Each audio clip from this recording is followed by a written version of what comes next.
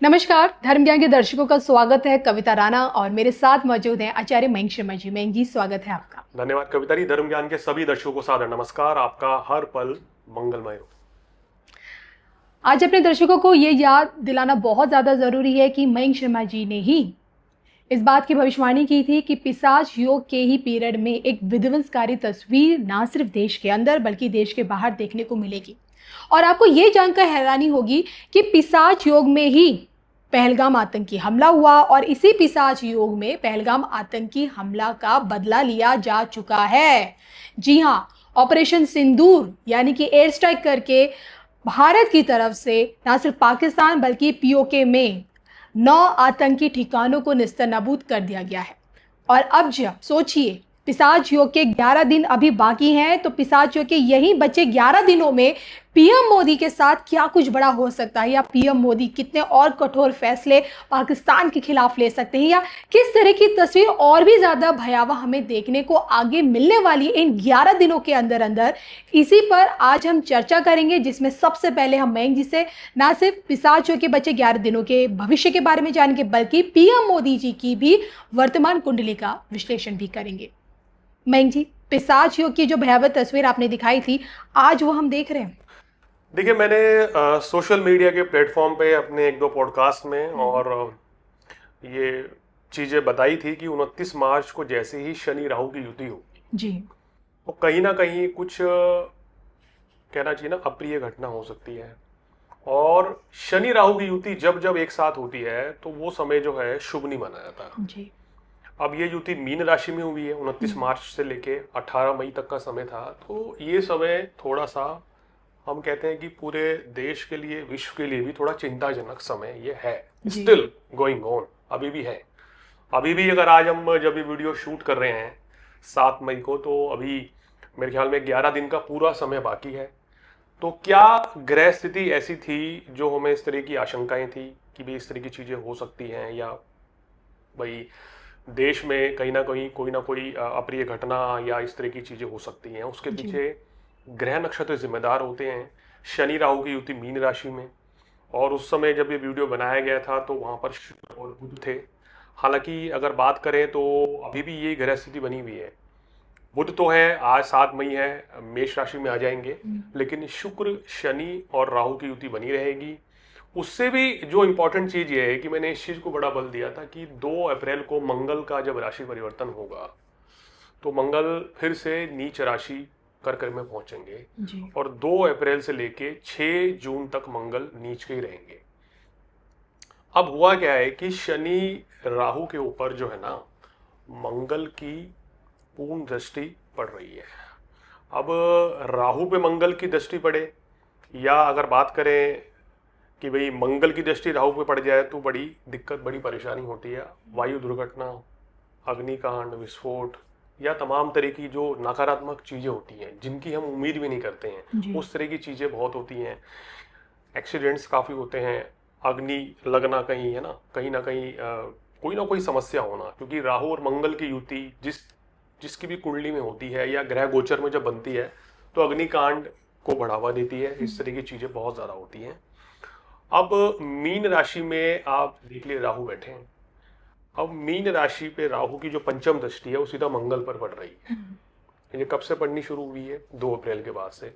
तो कहीं ना कहीं वहां से परिस्थितियां बहुत खराब बनी, चीजें चल रही हैं। और मंगल जो हैं, जिस दौरान ये पहलगाम में अटैक हुआ था, मंगल उस समय अपने नीच राशि में तो थे, लेकिन शनि के नक्षत्र पुष्य नक्षत्र में विराजमान थे, और अभी भी वहीं पर हैं, जो ये 12 मई तक रहेंगे। 12 मई तक मंगल जो हैं अपना सबसे ज्यादा नुकसान करने वाली स्थिति में है। यानी कि हम कह सकते हैं कि सबसे ज्यादा खराब अवस्था में।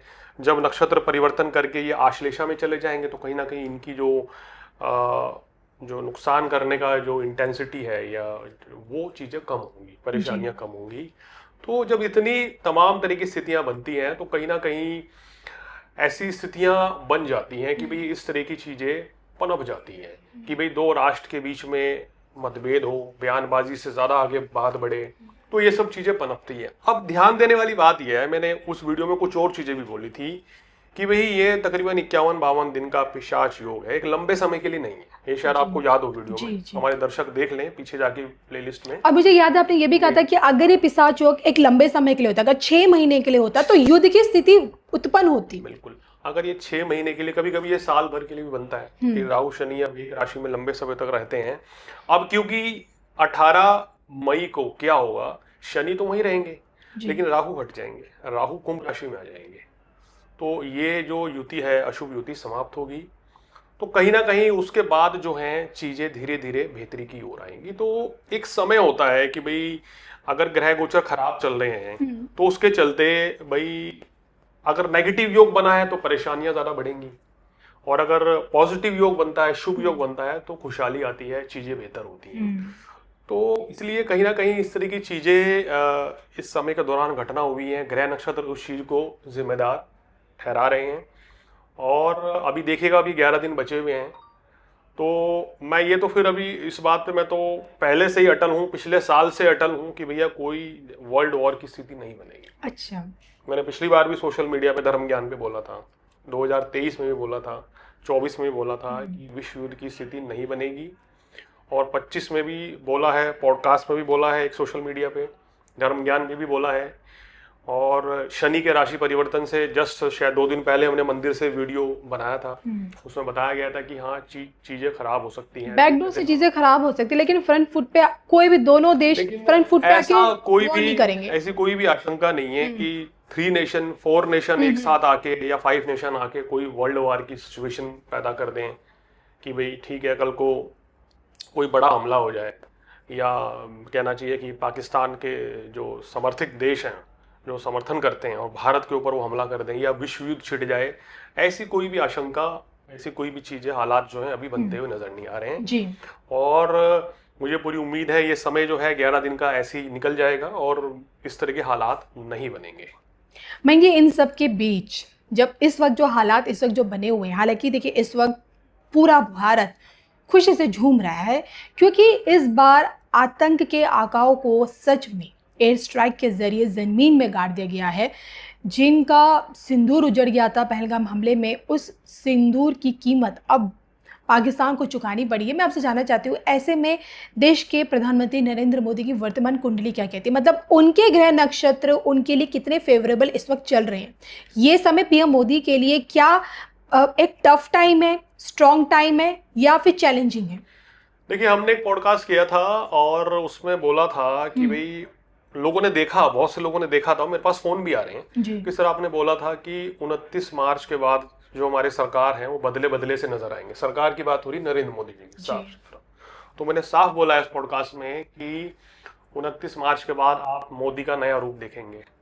क्यों देखेंगे? क्योंकि शनि की ढैया समाप्त हुई है और कहीं ना कहीं अगर उसके बाद इनको छेड़ा गया तो गंभीर परिणाम किसी को भी भुगतने पड़ेंगे। छोड़ेंगे नहीं ये छोड़ेंगे नहीं किसी भी राष्ट्र को। और अगर ये भी मैं कह रहा हूं कि अगर भारत ने जो एक्शन लिया है, अगर उसकी कोई भी आगे प्रतिक्रिया आती है तो वो देश तबाह हो जाएगा। तो ऐसे मोदी जी के कह रहे हैं। मैंने, अगर आपको याद हो, धर्म ज्ञान के साथ मैं लंबे समय से जुड़ा हुआ हूँ जी, और तकरीबन 7 साल से धर्म ज्ञान के साथ हम लोग कर रहे हैं। तो मैंने 2021 में ही ये भविष्यवाणी करी थी कि जब मोदी जी के ऊपर मंगल की महादशा आएगी तो पूरी दुनिया की चाबी सिर्फ और सिर्फ नरेंद्र मोदी के हाथ में होगी। यानी कि नरेंद्र मोदी अपने हिसाब से पूरे विश्व को चलाएंगे, अपने हिसाब से डिसीजन लेंगे, ना दबेंगे ना झुकेंगे। जो फैसला लेना होगा ये हमारा राष्ट्र जो है, हमारे प्रधानमंत्री स्वयं फैसला ले लेंगे और इसमें किसी को कोई आपत्ति भी नहीं होगी। यानी कि पूरे देश में जब तक इनको मंगल की महादशा है तब तक कहना चाहिए ना कि ये एक सुपीरियर टाइम इनका चल रहा है और बड़े बड़े एक्शन ये लेंगे। एक प्लेटफॉर्म पे मैंने आपको ये भी कहा था, आप देखिए सोशल मीडिया पे जाके, कि 2024 अप्रैल से और 2027 अक्टूबर तक भारत में एक परिवर्तन का दौर आएगा। वो वीडियो सोशल मीडिया पे है और उस पर आप देख सकते हैं मैंने क्या क्या चीजें बोली हैं। वो चीजें धीरे धीरे कहना चाहिए सत्यता की ओर आ भी रही। तो ये जो समय चल रहा है ये एक बदलाव का दौर है। शनि मीन राशि में आए हैं पूरे 30 वर्ष के बाद, तो यहां से चीजों में बदलाव आएगा, स्थिति में बदलाव आएगा, भारत की स्थिति में बहुत बड़ा बदलाव आएगा। भारत जो है विश्व महाशक्ति बन के उभर रहा है इस मीन राशि के दौरान ही। आप देख लेना आने वाले 2.5 साल के अंदर अंदर ही। तो इसलिए हमारे देश में कोई चिंता, संकट, मंदी वाली कोई ऐसी बात नहीं है। और मैंने पहले भी कहा था कि ऐसा कुछ नहीं होगा, कोई वॉर नहीं होगा, कोई वर्ल्ड वॉर नहीं अभी होने वाली है, जी। ना ही कोई इस तरह की मंदी वगैरह ऐसी कोई परिस्थिति झेलनी पड़ेगी। मोदी जी की अगर मंगल की महादशा अभी चल रही है, और मंगल की महादशा जो है उनका 26 नवंबर 2027 तक रहेगी जी। और मंगल में वर्तमान में 23 मई 2025 तक बुध की दशा आ रही है और 24 मई से मंगल में केतु आ रहा है। तो मैंने कुछ सोच समझ कर ही इनकी कुंडली का आकलन करके ही फरवरी में ही वो पॉडकास्ट में बोल दिया था कि हमारी सरकार बदले बदले से नजर आएंगे आने वाले टाइम में। जो बहुत से लोग जो या बहुत से व्यक्ति जो कह रहे थे ना कि भाई मोदी जी कुछ एक्शन नहीं ले रहे हैं, ये गठबंधन की सरकार है जी। कैसे चलेगी, कैसे चलाएंगे, ये फैसले लेंगे तो जो साथ की जो पार्टियां हैं वो साथ छोड़ देंगी। तो मैंने फरवरी में ही चीज बोल दी थी ऐसा कुछ नहीं होने वाला है। और अब आप बड़े एक्शन के लिए तैयार रहिए। आने वाले समय में बड़े बड़े चौंकाने वाले फैसले मोदी जी अभी और लेने वाले हैं। तो जिस दिन हम ये रिकॉर्ड कर रहे हैं उस समय की जो उनकी ग्रह स्थिति बनती है वो बहुत ही सकारात्मक हो रही है। अगर इनको छेड़ा गया तो ये छोड़ेंगे नहीं, बर्बाद ही कर देंगे उस मुल्क को। बिल्कुल। तो सितारे ऐसे जबरदस्त हैं और इनकी लोकप्रियता का आलम ये है, इनकी कार्य करने की शैली ये है कि विश्व के जो बड़े देश कभी भारत को हुंकारते थे आज वो भारत के साथ खड़े हैं। बिल्कुल। किसी की हिम्मत नहीं हो रही है कि वो भारत को चैलेंज कर सके। तो ऐसा होना चाहिए देश का प्रधानमंत्री कि जो कड़े फैसले ले और जनता के साथ खड़ा रहे और दिखाए करके हाँ भाई अगर कोई हमारे ऊपर अटैक करेगा तो हम उसको समाप्त कर देंगे। मयंक जी, हमेशा देखा गया है कि समय के साथ साथ जब जब आपने ग्रहचाल की एक सटीक गणना की है तो उसके आधार पर जो भी अंदेशा आपने जताया है कि भविष्य में क्या कुछ हो सकता है वो सटीक के तौर पर हुआ भी है। और जाते जाते आपसे जानना चाहूँगी, क्या ऐसे में क्या किसी बड़े नेता की मृत्यु या निधन की खबर भी इस समय हमें देखने को मिल सकती है? देखिए, हमने कहा था कि जैसे जब ये ग्रह युति चलती है, ग्रह स्थिति बनती है, जब अशुभ ग्रहों की युति होती है तो कुछ ना कुछ अशुभता देखने को मिलती है अप्रिय घटनाओं में। तो मैंने उसमें बोला हुआ है कि वीडियो में कि भाई किसी राष्ट्र अध्यक्ष की या किसी बड़े नेता की इस दौरान मृत्यु हो सकती है या उन पे कुछ हमला हो सकता है, इस तरह की परिस्थितियां बन सकती हैं, चाहे वो हमारे देश में या फिर बाहर हो, कहीं भी। जी। तो इस तरह की परिस्थितियां बनती हैं। तो वो सिचुएशन तो अभी भी बनी हुई है। अगर बात करें तो 18 मई तक का समय, इसमें भी 11 दिन और बाकी हैं। तो इस तरह की परिस्थितियां कुछ हो चुकी हैं, कुछ आप आगे देखने को भी मिलेंगी।